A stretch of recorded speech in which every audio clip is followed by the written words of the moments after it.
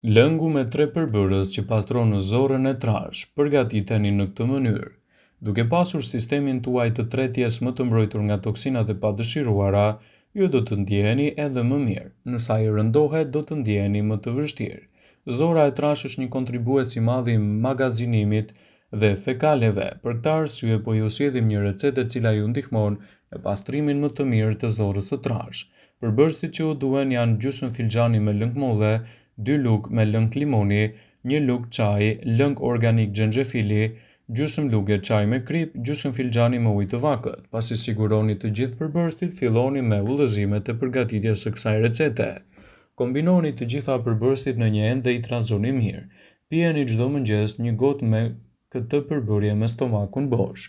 2 gota të mëdha duhet të konsumohen në mbrëmje rreth orës 6-7. Nuk rekomandohet për grashtatzana edhe për diabetikët, pasi mund të ndikojë negativisht.